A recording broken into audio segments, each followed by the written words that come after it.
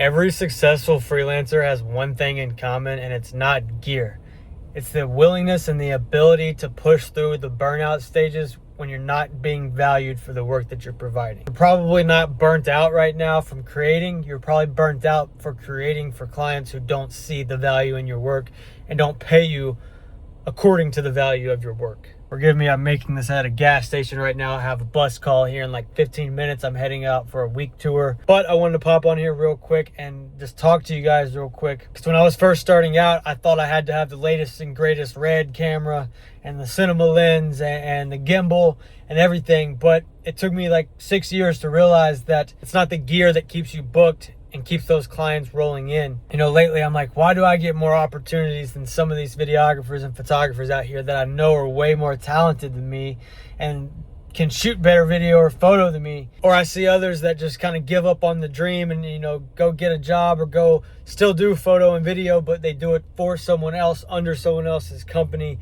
and it's not like full-time freelance, you know? I'm like, why couldn't they make it work, but I can? And I've come to the realization that it's because I've pushed through every single stage of burnout that I've ever hit. And it's inevitable that burnout will come eventually on this path. You know, you're chasing something that's out of the ordinary. There's no clear set path on what steps you need to take and the direction you need to go next. And that oftentimes gets so daunting to us, and we burn ourselves out. And the difference between the successful ones and the ones that kind of give up on it is literally just pushing through that burnout phase. And I'm not saying work yourself to death, and when you are burnt out, just keep the, you know, pushing the pedal down.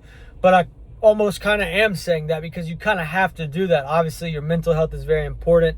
If it gets to a point where, you know, it's taking a toll on you and your mental and it's affecting how you operate on a day-to-day basis, sure, take as much time as you need away, but don't give up. That is literally the difference in the successful freelancers and the ones who kind of fall off and end up going and shooting for someone else or giving up on the dream entirely and just quitting and going and getting a normal job somewhere else. There's nothing against normal jobs. People have to do those.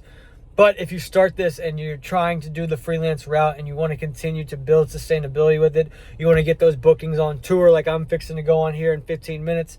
You want to get those bookings with the real big clients, the cool clients, the ones that pay high dollar for the services that you're providing.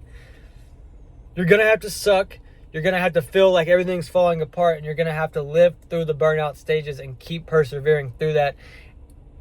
Just on the other side of that burnout is everything that you're wanting out of freelancing. I promise you, I've lived it. I'm living proof of it. I did this for four and a half years until things started to really click for me. I started to get paid what I was worth, and clients started to really roll in to where, you know, I didn't have to even do that much outreach. I'd already built up a brand enough to where the clients that I wanted, the ideal clients that I was trying to attract, once I just got through those tough seasons of burnout and doubt and wondering where my next paycheck was going to come from, or wondering if I needed to give it all up and go apply at a job at Best Buy, I promise you, if you're feeling any of that right now, you're very, very close. You're very close to the big picture becoming very crystal clear to you. You're about to cross the line. You're about to transcend into a sustainable freelance brand. You just have to keep pushing through those stages. You just have to keep pushing through those stages, and I promise you, everything is going to come to you exactly how you want it to. And if you're sitting there and you're like, I'm in that exact stage right now and I don't know where to turn next, that is okay. I run a community with over 300 videographers and photographers who are in there leveling up together,